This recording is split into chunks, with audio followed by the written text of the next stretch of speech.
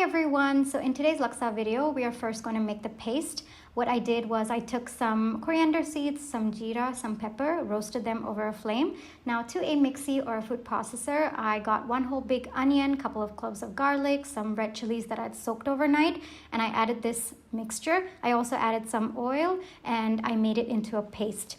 Now to a separate pot, add some oil, wait for the oil to heat up a little bit, and then add this paste in.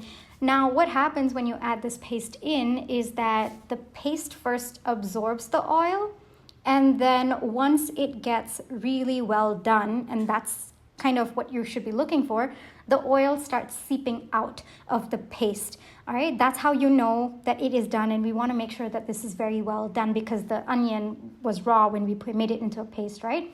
So once the oil starts seeping out of the paste, you will add water. For this quantity, I added about 3 cups of water. Once the water kind of comes to a boil, you can add coconut milk to that, and you will see that thin layer of oil on top as well. That is how it's supposed to look, and right now it's looking fantastic, so I'm just going to add in some coconut milk. Now the consistency you want for this is about medium. You don't want it too thin, but you also don't want it too thick.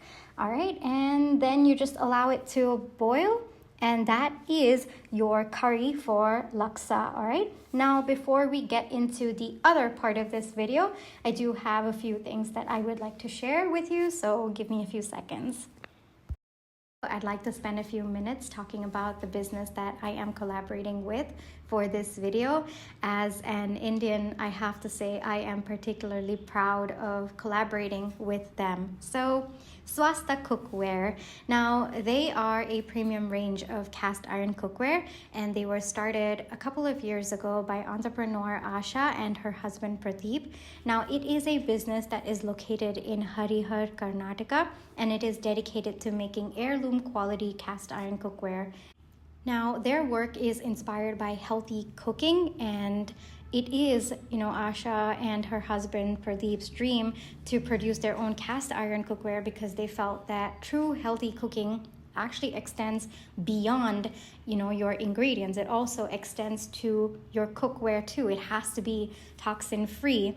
And that's when, she uncovered the age-old wisdom of using cast iron cookware, and it is renowned for its health benefits. And using this knowledge, they started out with a very, very humble cast iron dosa tawa that was actually adored by their family members as well as their close relatives. The feedback was overwhelmingly positive, and that's when they knew, both the husband and wife, they knew they had something good in their hands, and they set out on their mission to expand their business. It has been a couple of years now, and Swasta Cookware has expanded rapidly to over 6,000 happy customers, both domestically and internationally. And today, coming from a very humble cast iron dosa tawa, they have a very wide range today that caters to varied cooking needs of different regions in India and is beloved by home chefs worldwide.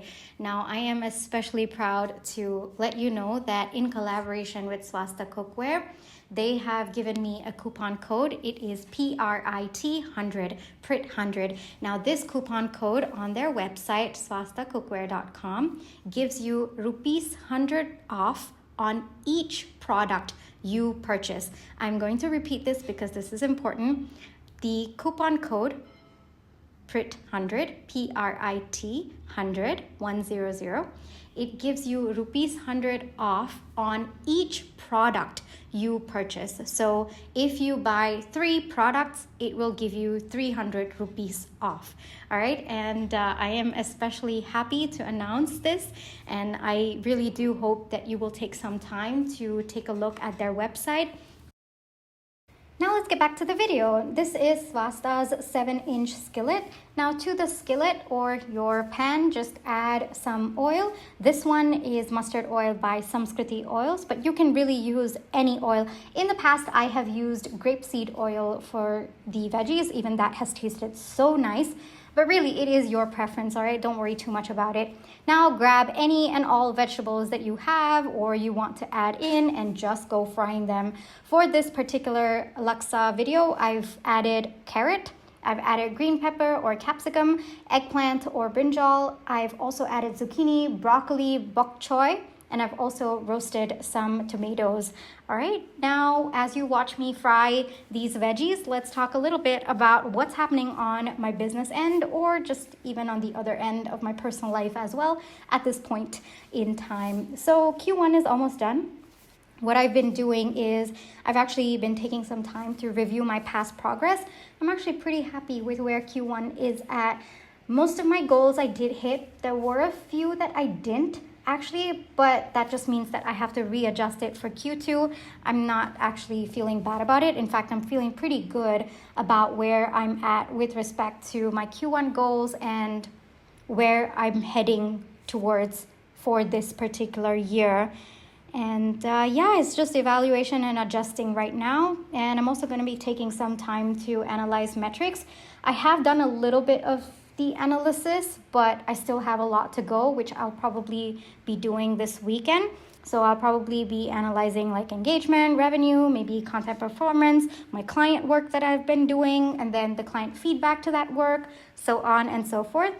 And on the personal life front, I'm also going to be doing a kind of mental and physical health check, just to see where I'm at, because I did set certain goals for that as well at the beginning of the year. So I'll be figuring that out, seeing how I want Q2 to roll out with respect to my business and my personal life. I'm also not only going to be strategizing like content, my finances and sales and so on and so forth. I'm also going to be spending time laying out hobbies and extracurricular activities that I wish to engage in for this particular quarter as well, just so that I get a more holistic, review of my entire life and not just my business, and so that I can kind of balance both my business as well as my personal life. So now let's get into the video. These are all the vegetables that I just fried. Remember to add salt. Now this is the plating that I did. You can do it any which way. Noodles, you can cook to noodles instructions. Add in the curry. Now for protein, I added some puffed tofu. My mom made some chili paste at the side just to add some spice and some watermelon juice, and it all came out perfect. This was such a delicious meal. I can't wait for you to make it as well. Alrighty, that's about it on my end. I'll catch you in my next one. Bye-bye.